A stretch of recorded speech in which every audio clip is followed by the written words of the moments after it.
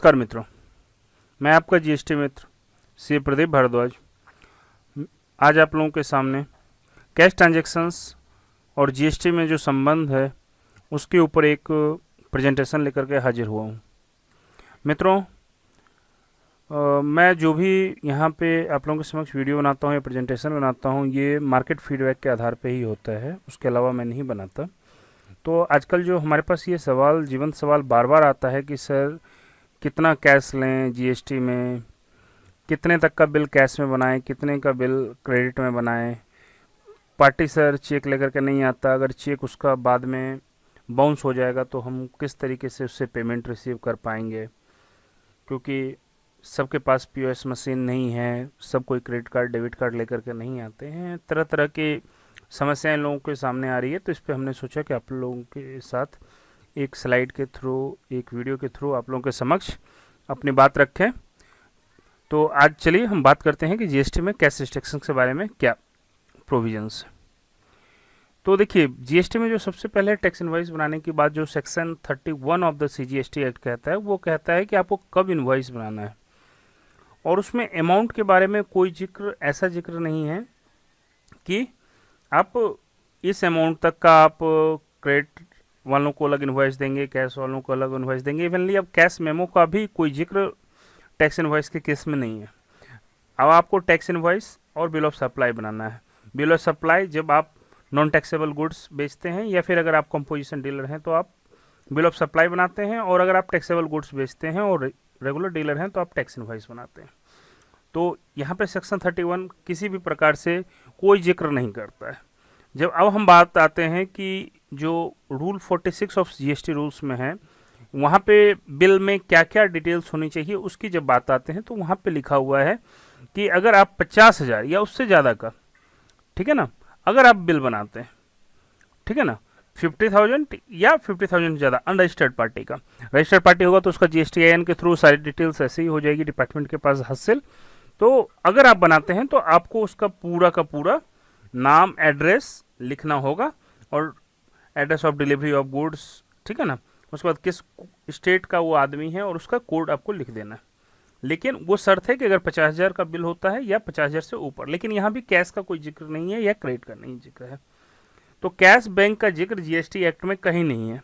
तो फिर इतना हो हल्ला क्यों है? इतना हो हल्ला जो है मित्रों, उसका कारण है इनकम टैक्स एक्ट।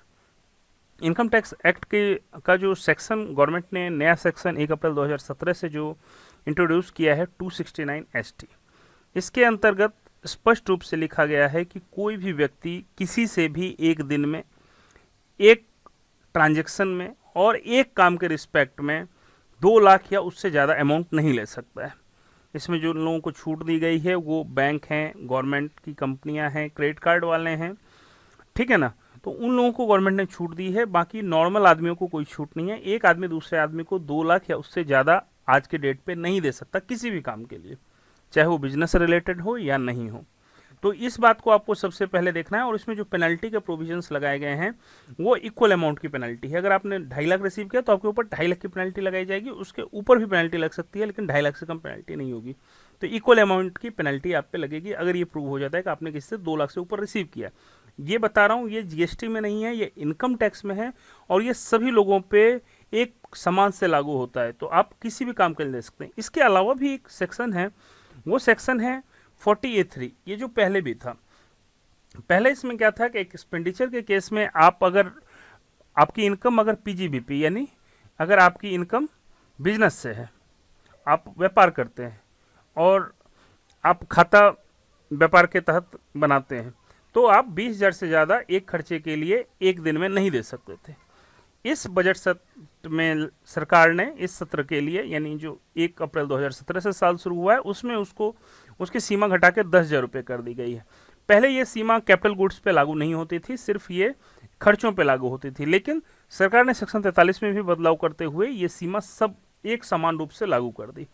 तो अगर आप बिजनेस करते हैं और आप इनकम टैक्स रिटर्न भरते हैं, तो आयकर विभाग आपको उन खर्चों की छूट नहीं देगी जिसमें आप 10,000 से ज़्यादा कैश के थ्रू एक्सपेंस करते हैं।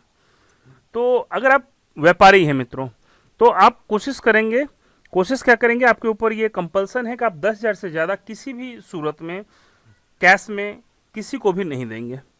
लेकिन लेने पे कहीं कोई रोक नहीं है। मैं फिर से कह रहा हूं, अगर मैं माल बेचता हूं और दूसरा आदमी अगर मुझे देने को तैयार है तो मुझे लेने में 2 लाख तक कोई आपत्ति नहीं है। 1,99,999 तक, 2 लाख या 2 लाख से ऊपर पे ये पेनल्टी लगेगा, लेकिन 2 लाख से कम हम ले सकते हैं। ये जो इनकम टैक्स एक्ट की हमने बातें की ही, ये 2 लाख से ऊपर में लेने वाले पे आएगा, और 2 लाख से कम में जो ये 10,000 का लिमिट है, ये देने वाले के लिए लिमिट है। अगर कोई हमें देने को तैयार है तो फिर हमें लेने में कोई हर्ज नहीं है। तो आप 70,000, 80,000, 90,000, इवनली 1,90,000 रुपये तक कैश में रिसीव कर सकते हैं। जीएसटी एक्ट में कहीं कोई प्रॉब्लम नहीं है, और इसलिए आपको डरने की कोई ज़रूरत नहीं है।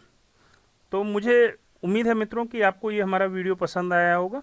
अगर वीडियो पसंद आया तो आप हमारा चैनल ज़रूर सब्सक्राइब करेंगे, और अगर आपके कोई सवाल होंगे तो आप हमारे मेल आईडी begusaraisi@gmail.com पे भी लिख सकते हैं, या फिर कमेंट बॉक्स में यहाँ पे आप अपने सवाल लिख सकते हैं। धन्यवाद। जय हिंद।